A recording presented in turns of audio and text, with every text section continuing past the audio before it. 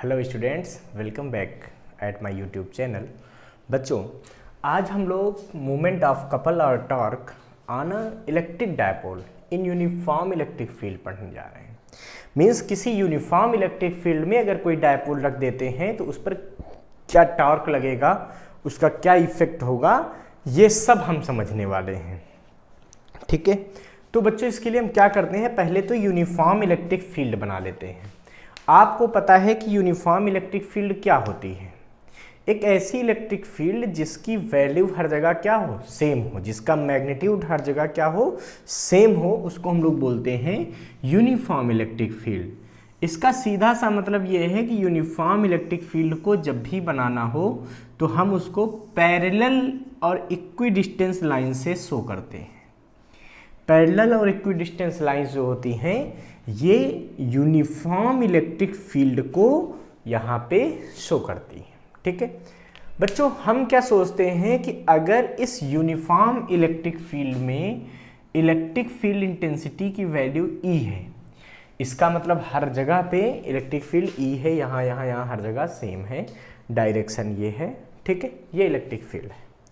और अगर इस इलेक्ट्रिक फील्ड में हम एक डायपोल पुट कर देते हैं, डायपोल हमको पता है equal and opposite charge placed at very small distance. ये तो थी डायपोल की डेफिनेशन, बहुत सही, ये हमने पुट कर दिया। ठीक है, मान लीजिए ये प्लस क्यू चार्ज है और ये माइनस क्यू चार्ज है, और ये इलेक्ट्रिक डायपोल हमने क्या किया, एक यूनिफॉर्म इलेक्ट्रिक फील्ड में पुट कर दिया। कितने एंगल पे पुट किया, तो हमने मान लिया कि ये एंगल इसका क्या है, ये थीटा है। अब बच्चों जब ये थीटा एंगल पे पुट किया गया है तो ये डायपोल इस इलेक्ट्रिक फील्ड की वजह से इस पे फोर्स दोनों चार्जेज पे लगने लगेंगे। ठीक है, अच्छा क्या फोर्स लगेंगे जरा सोचिए। तो आपको पता है प्लस क्यू चार्ज पे फोर्स क्या और कितना लगेगा, तो भाई प्लस क्यू चार्ज पे फोर्स लगेगा QV। क्यों? क्योंकि इलेक्ट्रिक फील्ड की डेफिनेशन आपको पढ़ाई गई ना, E = F/Q, the ratio of force and charge, test charge is called electric field intensity. वैसे ही जब F निकालना हो तो क्या हो जाएगा, QV। तो यहाँ पे फोर्स क्या लगेगा, QV। बट हमको पता है कि इलेक्ट्रिक फील्ड में प्लस चार्ज पे फोर्स हमेशा in the direction of field लगता है। प्लस चार्ज पे फोर्स किधर लगता है, in the direction of field, जबकि माइनस चार्ज पे फोर्स किधर लगता है, हमेशा opposite to the direction of field. मतलब कहीं भी इलेक्ट्रिक फील्ड हो, अगर वहां माइनस चार्ज रखा है तो उसमें फोर्स किधर लगेगा, डायरेक्शन किधर होगी, opposite to the direction of field, इधर लगेगा। कितना वैल्यू लगेगी बच्चों, QV, जैसे वहां पे F = Q × E। इसका मतलब एक फोर्स इधर लग गया QV और एक फोर्स इधर लग गया QV। ठीक है, अब सोचो क्या होगा इन फोर्सेस की वजह से। देखिए जितना फोर्स लेफ्ट में उतना ही फोर्स राइट में, इसका मतलब नेट ट्रांसलेटरी फोर्स तो 0 है। ठीक है, मतलब अगर इसमें मुझे बात करनी होती कि नेट ट्रांसलेटरी फोर्स,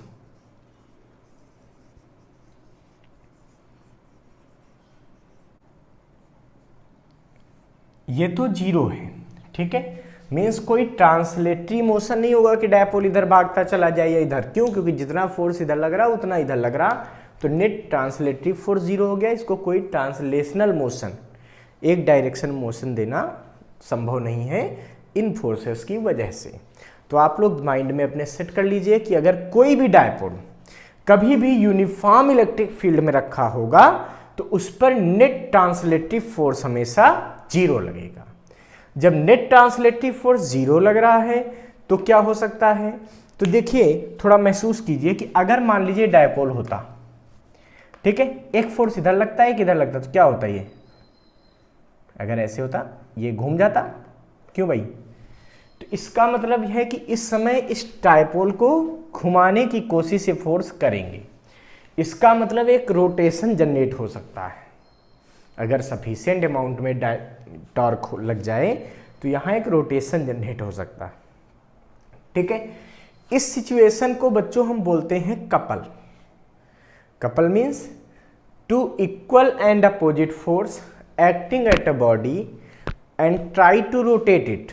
देखिए, दो इक्वल और अपोजिट फोर्स हमेशा अगर सेम लाइन पे लग गए तब तो वो एक दूसरे को जीरो कर देंगे, बट अगर वो अलग अलग डायरेक्शन, जैसे एक फोर्स इधर लगे और एक फोर्स इधर लगे, तो क्या करेंगे, ये इस बॉडी को घुमा देंगे। तो जैसे ये आप लोग देखते हैं कि आप अपना टैप ओपन करते हैं, ठीक है, वाटर टैप, तो क्या करते हैं, ऐसे पकड़ के ऐसे रोटेट करते हैं, तो क्या होता है, एक फोर्स आप इधर लगाते हैं, एक फोर्स इधर लगाते हैं, तो ये क्या होता है, ये कपल होता है। ठीक है, तो जब दो इक्वल और अपोजिट फोर्स किसी बॉडी पर वर्क करके उसको रोटेट करने की कोशिश करते हैं, मीन्स वो सेम लाइन एक्शन में नहीं लगते हैं, तो इसको बोलते हैं अरेंजमेंट को कपल।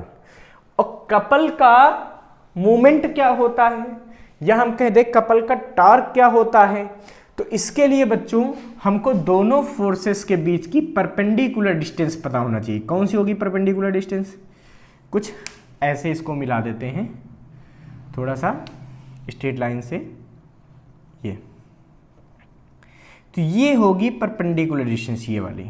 ठीक है, अब अगर ये डिस्टेंस डायपोल, ये एक डायपोल था, तो आपको पता है डायपोल के बीच की डिस्टेंस तो हम पता है क्या होती है, 2l होती है। कोई भी डायपोल है तो उसमें दोनों चार्जेस के बीच की डिस्टेंस क्या होती है, 2l होती है। अच्छा, तो जब ये एंगल थीटा है तो यहाँ पे ये वाला भी तो एंगल बच्चों थीटा हो जाएगा, बिल्कुल हो जाएगा। अब देखिए, आपको ये वैल्यू आराम से मिल सकती है, और इसकी क्यों जरूरत पड़ रही है, क्योंकि movement of couple means torque जब भी निकालना होता है तो इसका फार्मूला होता है torque is equal to force into perpendicular distance.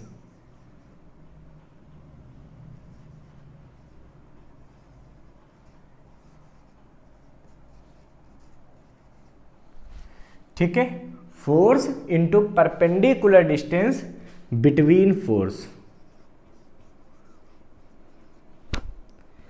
उन दोनों फोर्स की परपेंडिकुलर डिस्टेंस ये। अब ये कैसे पता चल सकता है बच्चों, तो देखिए इसके लिए बहुत सिंपल सी बात है। यहाँ पे अगर हम बात करें तो torque is equal to force कितना है बच्चों, QV, और ये परपेंडिकुलर डिस्टेंस है कितनी, चलिए नाम दे देते हैं इसको हम AB और इसको हम कह देते हैं C। तो इनटू क्या आएगा बच्चों, ये BC आएगा, ये क्या आएगा, BC। अब ये कैसे फाइंड कर सकते हैं, तो आपको एक ट्रायंगल दिख रहा है जिसमें ये दिख रहा है थीटा और ये डिस्टेंस दिख रही है, मीन्स आपको हाइपोटेन्यूज पता है और आपको परपेंडिकुलर निकालना है क्योंकि ये एंगल 90 डिग्री है।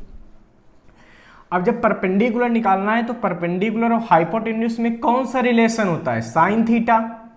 साइन थीटा इक्वल टू क्या होता है, परपेंडिकुलर अपान हाइपोटेन्यूज, तो BC अपान AB। तो साइन थीटा की वैल्यू यहां पे आ जाएगी BC अपान AB। AB की वैल्यू कितनी है बच्चों, 2l, तो BC की वैल्यू आ जाएगी 2l साइन थीटा। इसका मतलब इस सिचुएशन में जो BC की वैल्यू है वो क्या आएगी, 2l साइन थीटा, ये पुट कर दीजिए। तो टॉर्क को हम लोग रिप्रेजेंट करते हैं टाउ से, तो tau is equal to QE into 2l sine theta.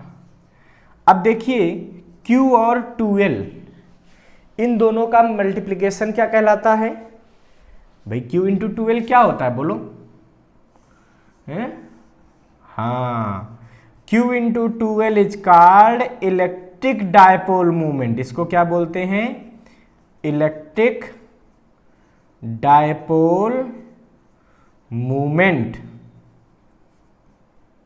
ठीक है, तो Q into 2l is called electric dipole movement.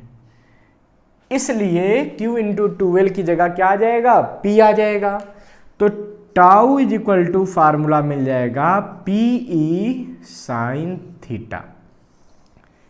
ये टॉर्क आ गया acting at electric dipole due to uniform electric field. एक बात का सदैव ध्यान रखेंगे, यूनिफॉर्म इलेक्ट्रिक फील्ड में नेट फोर्स क्या रहता है, 0 रहता है, बट नेट टॉर्क क्या रहता है, पीई साइन थीटा।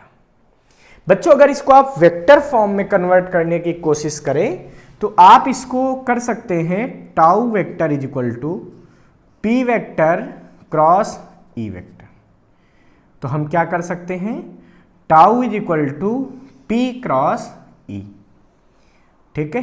तो torque tau is equal to P cross E.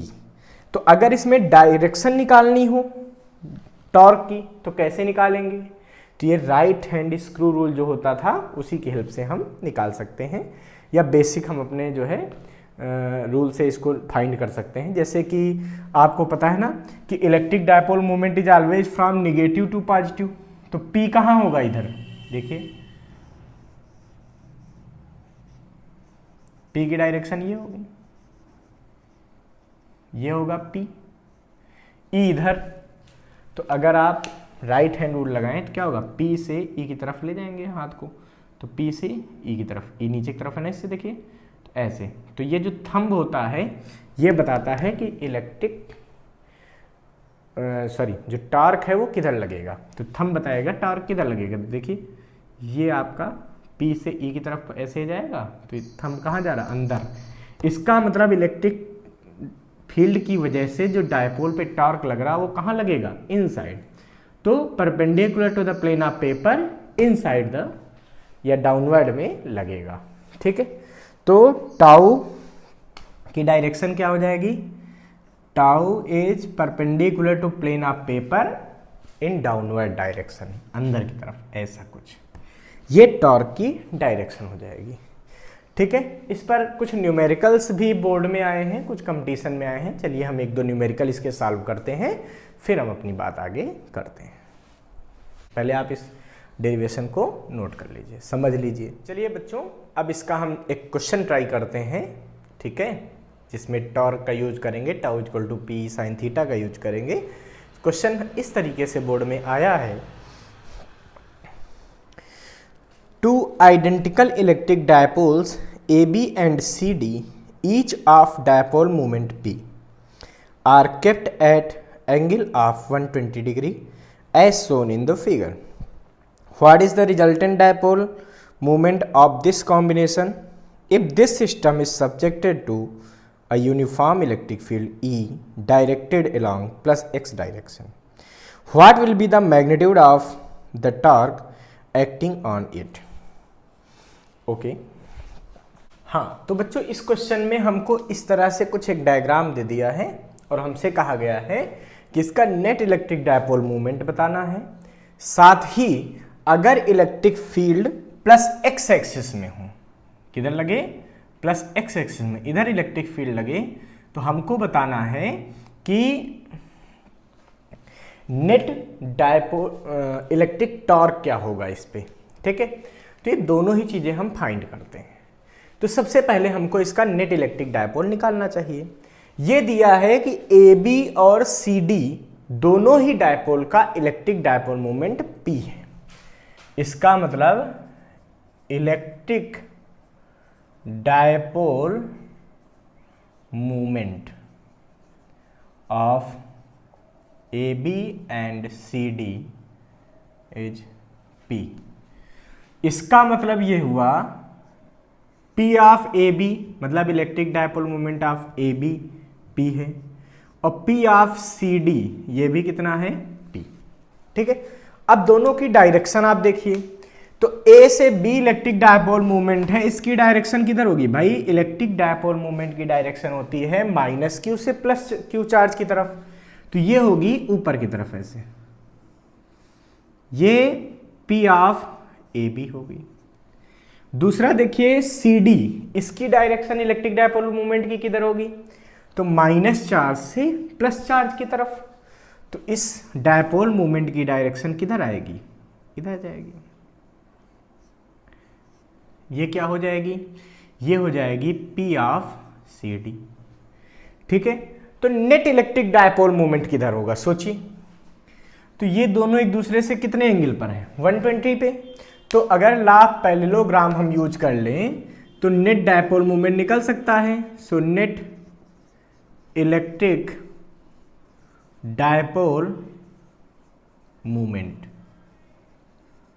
ठीक है, तो ये क्या निकलेगा, P net is equal to P of A B का square, P of C D का square, 2P A B P C D cos 120 degree. ये क्या किया, लापेलोग्राम का यूज कर लिया कि अगर दो वेक्टर एक दूसरे से थीटा एंगल पे हों तो रिजल्टेंट कैसे निकालते थे, कुछ ये फार्मूला लगता था।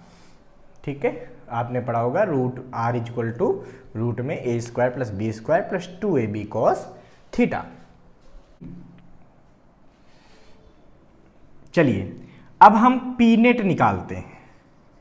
तो पी नेट की वैल्यू क्या आएगी, सोचिए, पी ए बी का स्क्वायर, तो पी स्क्वायर क्यों, क्योंकि दोनों का जो मैग्नीट्यूड है, इन दोनों डायपोल्स का जो मैग्नीट्यूड है वैल्यू वो सेम है। ठीक है, पी ऑफ सी डी का स्क्वायर, तो ये क्या होगा, P square plus 2 P A B P C D P cos 120 degree. Cos 120 की वैल्यू होती है बच्चों माइनस का 1/2। अब देखिए 2 से 2 को आप कैंसिल कर सकते हैं, ये -1 यहाँ पे लग जाएगा, तो ये क्या बनेगा, देखिए ये बचेगा P net is equal to 2p square minus का p स्क्वायर, क्योंकि देखिए ये माइनस का p स्क्वायर। ठीक है, और ये दोनों जुड़ गए इसलिए 2p स्क्वायर। तो पी नेट कितना आ गया, सोचिए, ये आ गया p स्क्वायर रूट में, मतलब P net is equal to हो गया p। इसका मतलब इन दोनों का जो नेट इलेक्ट्रिक डायपोल मोमेंट आया है वो भी p आया है। अब हमको इलेक्ट्रिक फील्ड चाहिए, हमको इलेक्ट्रिक फील्ड दी गई है और नेट टॉर्क हमको बताना है। तो नेट टॉर्क के लिए हम क्या करेंगे, नेट डायपोल मोमेंट लेंगे और नेट इलेक्ट्रिक फील्ड लेंगे और फार्मूला हम अपना यूज करेंगे, tau net is equal to P net E और साइन थीटा। ये थीटा होगा पी नेट और ई के बीच का एंगल। अब देखिए पी नेट किधर जाएगा, तो देखिए दोनों इक्वल थे वेक्टर्स, तो अगर इनका आप पैरेललोग्राम कंप्लीट करेंगे तो कुछ ऐसा मिलेगा। तो ये रिजल्टेंट का डायरेक्शन मिलेगा इधर कहीं। ठीक है, अब ये डायरेक्शन पी नेट का किधर होगा, सोचो, तो जब दो इक्वल वेक्टर होते हैं तो उनका रिजल्टेंट एंगल बाइसेक्टर से जाता है। एंगल बाइसेक्टर मतलब ये टोटल 120, तो इधर से 60। अब देखिए ये एक्स एक्सिस टोटल 90 होना चाहिए था, ये बचा इधर से 60, तो इधर भी क्या बचेगा, ये बचेगा 30 डिग्री। तो आप किसी भी तरीके से इस चीज़ को समझ सकते हैं कि एक्स एक्सिस से पी नेट कितना होगा, 30 डिग्री पे होगा, जबकि इलेक्ट्रिक फील्ड तो एक्स एक्सिस में है, मतलब पी नेट और इलेक्ट्रिक फील्ड के बीच का एंगल कितना है, देखिए यहाँ पे 30 डिग्री। तो अगर हम यहाँ पे फार्मूला यूज कर रहे हैं तो टाउ नेट की वैल्यू हम क्या फाइंड करेंगे, पी नेट कितना आया, देखिए पी ई साइन कितना एंगल है, ये एंगल है 30 डिग्री। कितना एंगल है, ये एंगल है 30 डिग्री, साइन थीटा, थीटा की जगह 30, यहाँ पे ये थीटा बन जाएगा। तो टाउ नेट की वैल्यू आ जाएगी पी ई साइन थीटा की value 1/2, means tau net is equal to half P E. तो tau net is equal to half P E, ये हमारा आंसर हो जाएगा। ठीक है बच्चों, ये नेट टॉर्क निकल आया। अच्छा, एक क्वेश्चन बच्चों इसमें और पूछा जा सकता है कि ये जो टाउ नेट आया है इसकी डायरेक्शन किधर होगी, सोचिए। तो वैसे ही P क्रॉस ही सोचिए, P से E की तरफ का आपको लेना होता है, तो E इधर है P इधर है, तो देखिए P से E की तरफ, तो ये क्या बनेगा, इनसाइड। इसका मतलब इसमें भी जो टॉर्क होगा उसकी direction perpendicular to the plane of paper downward. ठीक है, अंदर की तरफ ऐसे, ये टॉर्क की डायरेक्शन हो जाएगी। बच्चों अब इसके बाद हम एक अलग क्वेश्चन ट्राई करते हैं, नेक्स्ट क्वेश्चन अपना ट्राई करते हैं। ये नीट में क्वेश्चन आया हुआ है। ठीक है, तो देखिए क्वेश्चन क्या है। तो नीट 2016 का एक क्वेश्चन है, An electric dipole is placed at angle of 30 degree with the electric field intensity 2 into 10 to the power 5 Newton per Coulomb. It experiences a torque equal to 4 Newton meter. The charge on the dipole if the dipole length is 2 centimeter each. Option given है 7 माइक्रोकूलाम, 8 मिलीकूलाम, 2 मिलीकूलाम and 5 मिलीकूलाम। चलिए हम बात करते हैं। तो बच्चों हमको इसमें गिवन है कि एक इलेक्ट्रिक डायपोल को 30 डिग्री पे प्लेस किया गया। तो बच्चों देखिए इस क्वेश्चन में आपको एंगल दे दिया है कि इस एंगल पे एक इलेक्ट्रिक डायपोल को रखा गया इलेक्ट्रिक फील्ड में, जिसकी वैल्यू है 2 into 10 to the power 5 newton per coulomb. और जब इलेक्ट्रिक डायपोल को 30 डिग्री पे इस इलेक्ट्रिक फील्ड में रखा गया तो उस पर कितना टॉर्क लगता है 4 न्यूटन मीटर का। तो हमसे कह रहे हैं उस चार्ज की वैल्यू बताइए जो डायपोल के बनने में यूज हुआ होगा, जबकि डायपोल की जो लेंथ है, ठीक है, ये आपको दिया है 2 सेंटीमीटर। मतलब सेंटीमीटर को अगर आप मीटर में कन्वर्ट करें तो 2 इंटू 10 की पावर माइनस 2 मीटर। क्यों? क्योंकि सारी कैलकुलेशन हमको MKSA means metre kilogram second ampere में ही करनी होती है। ठीक है, तो शुरू करते हैं बच्चों। हमको चाहिए टॉर्क। तो टॉर्क का फार्मूला क्या होता है? Tau is equal to PE sine theta. पहले फार्मूला यूज करेंगे, वहां से P फाइंड करेंगे, फिर P is equal to Q into 12 लगाएंगे और Q फाइंड करेंगे। Simple question. ठीक है, तो देखिए टाउ इज इक्वल टू हो गया PE साइन थीटा। जब आप इसको सॉल्व करेंगे तो क्या आएगा? टाउ 4 P पता नहीं E 2 into 10 to the power 5 और साइन थीटा, थीटा की जगह कितना हो गया 30, तो साइन 30। अब आएगा 4 is equal to P 2 into 10 to the power 5 sine 30 की वैल्यू 1/2, ये कैंसिल। तो P की वैल्यू क्या आएगी 4/10 टू द पावर 5। ठीक है, मीन्स हम लिख सकते हैं 4 इंटू 10 की power minus 5 coulomb into metre, क्योंकि P की यूनिट क्या होती है कूलाम इंटू मीटर। ये आ गया। हमको तो चाहिए था Q, हमको क्या फाइंड करना है Q। तो हम क्या करेंगे, हमको पता है P इक्वल टू क्या फार्मूला होता है। तो P इक्वल टू फार्मूला होता है बच्चों Q इंटू 12। वैल्यू पुट कर दीजिए, तो Q बराबर क्या आएगा P/12। चलिए सॉल्व करते हैं। तो ये Q is equal to P की वैल्यू है हमारे पास 4 into 10 to the power minus 5 upon 12 की वैल्यू क्या है बच्चों, ये 2 इंटू 10 की पावर माइनस 2। ठीक है, जब इसको आप सॉल्व करेंगे तो ये क्या मिलेगा 2 इंटू 10 की पावर माइनस 3 कूलाम। भाई देखो 10 पावर माइनस 2 नीचे है, ऊपर गया +2 हो गया, -5 में +2 ऐड होगा तो क्या बचेगा -3। तो 2 इंटू 10 की पावर माइनस 3 कूलाम, यानी कि हम इसको लिख सकते हैं 2 मिली कूलाम। 10 पावर माइनस 3 का मतलब milli. So the value of charge is 2 milli coulomb. ठीक है बच्चों, इसको आप नोट कर लीजिए। अब बच्चों हमारे पास नेक्स्ट प्रॉब्लम ये आती है, an electric dipole has a fixed dipole moment P vector which makes angle theta with respect to x-axis when subjected to an electric field E1 is equal to EI. It experiences a torque τ1 is equal to tau k when subjected to another electric field E2 is equal to √3j. It experiences a torque τ2 is equal to minus τ1. The angle theta is okay. तो बच्चों दिया क्या है कि पहले एक कोई dipole है जिसका डायपोल मोमेंट मान लीजिए क्या है P, एक इलेक्ट्रिक डायपोल जो x एक्सिस से थीटा एंगल पे रखा हुआ है। ठीक है, मतलब अगर ये x एक्सिस है तो इससे वो थीटा एंगल पे है। अब वो इधर भी थीटा हो सकता है और नीचे भी थीटा हो सकता है, वो तो कुछ भी हो सकता है। ठीक है, ये मान लीजिए इलेक्ट्रिक डायपोल मोमेंट है P, जो कि थीटा एंगल पे है एक्स एक्सिस से। ठीक है, अब कह रहे हैं कि जब हम एक इलेक्ट्रिक फील्ड अप्लाई करते हैं, यहां पे कितनी इलेक्ट्रिक फील्ड अप्लाई करते हैं, EI। जब हम इलेक्ट्रिक फील्ड EI अप्लाई करते हैं तो यहां पर इसका जो टॉर्क होता है बच्चों वो हो जाता है टाउ के।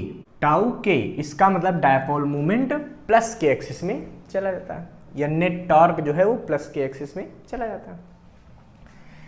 कह रहे हैं अब हमने बाद में इसमें क्या किया, एक और इलेक्ट्रिक फील्ड अप्लाई कर दी है √3EJ।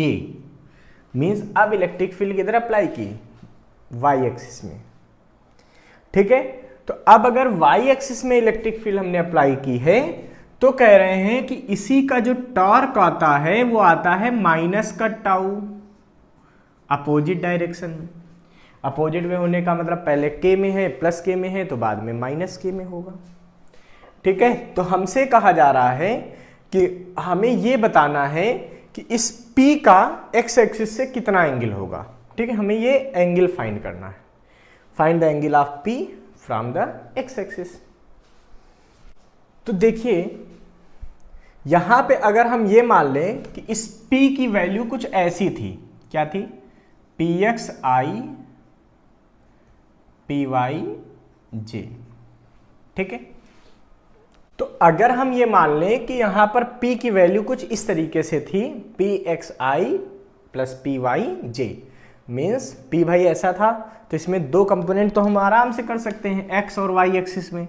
अब x एक्सिस का कंपोनेंट मान लीजिए क्या है, PX, और y एक्सिस का PY, तो हम इसको P को इस तरीके से लिख सकते हैं। सोचिए फाइनली नेट इलेक्ट्रिक फील्ड कितनी लग गई, E नेट, ये लग गई है E1 प्लस E2। भाई एक ने लगाया इतनी और बाद में लगाई गई इतनी, तो यानी कि E1 प्लस E2। इसको जब आप सॉल्व करेंगे तो क्या मिलेगा, EI प्लस √3EJ।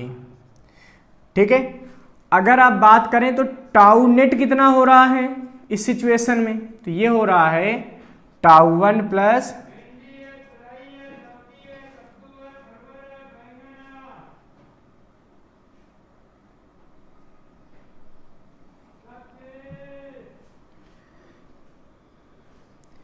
टाउ1 प्लस टाउ2।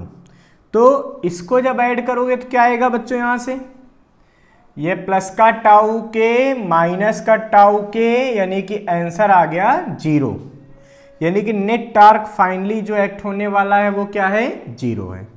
अब देखिए टाउ नेट बराबर हम क्या लिख सकते हैं फार्मूले से, P क्रॉस E। अभी वेक्टर फॉर्म पढ़ाया था ना टॉर्क का, तो P cross E value put कीजिए, तो टाउ नेट तो कितना आ गया बच्चों, 0 आ गया। 0 vector is equal to P की वैल्यू क्या है,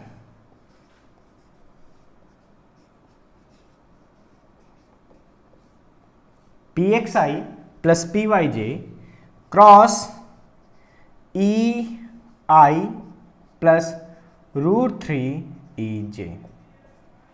अब देखिए क्रॉस प्रोडक्ट कैसे करेंगे, जैसे I का I से करोगे तो I क्रॉस I 0 हो जाता है, I का J से करोगे तो क्या आएगा, यहां से देखिए J क्रॉस I, और J क्रॉस I क्या होता है, माइनस का K। इसका मतलब ये बनेगा, पहले इससे हम सॉल्व कर रहे हैं, तो यहां पे बनेगा PYE minus K।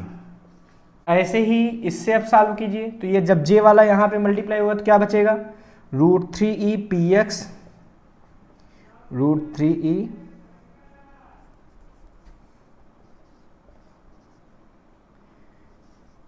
PX I cross J। देखिए I क्रॉस J क्या होता है, K वेक्टर। ठीक है, और PY से जब J का करेंगे तो J क्रॉस J मिलेगा, वो तो 0 हो जाएगा, तो उसको लिखने से कोई फायदा नहीं, क्योंकि हमको पता है I क्रॉस I बराबर J cross J equal to 0। अब क्या बचेगा बच्चों, यहां पे ये बचेगा 0 is equal to E common मिल रहा दोनों में, बाहर ले लीजिए, तो बचेगा क्या हमारे पास, माइनस का P के माइनस का PY के प्लस का √3px के, अगर e को कॉमन ले लें तो ये बच रहा है, यानी कि इसी चीज को मैं ऐसे भी लिख सकता हूं, e के भी कॉमन ले लो तो क्या बचेगा, माइनस का py प्लस का √3px। ठीक है, अब आपको पता है जैसे कि यहां पे अगर आप बात कीजिए p इधर था तो ये वैल्यू px हमने सपोज कर ली थी और ये वैल्यू हमारे पास क्या थी, py थी। तो कभी भी अगर tan थीटा निकालना हो तो क्या निकलेगा, परपेंडिकुलर अपॉन बेस। ठीक है, परपेंडिकुलर कितना है, ये py वाला टर्म आपका होगा, और बेस वाला क्या होगा, x एक्सिस वाला।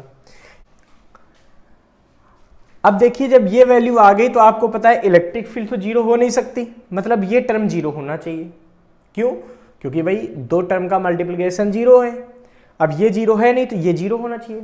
इसका मतलब मैं कह सकता हूं माइनस का py प्लस का √3px is equal to zero, या फिर √3px is equal to py, या px is equal upon py is equal to √3।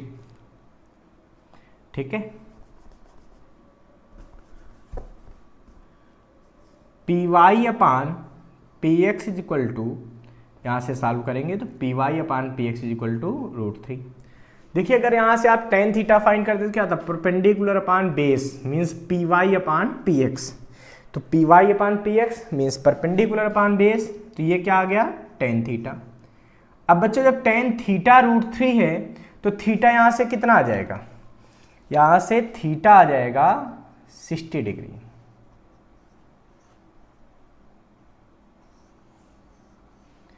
यानी कि इस समय P और E के बीच का एंगल कितना था, 60 डिग्री था। ठीक है, तो थीटा आ जाएगा 60 डिग्री।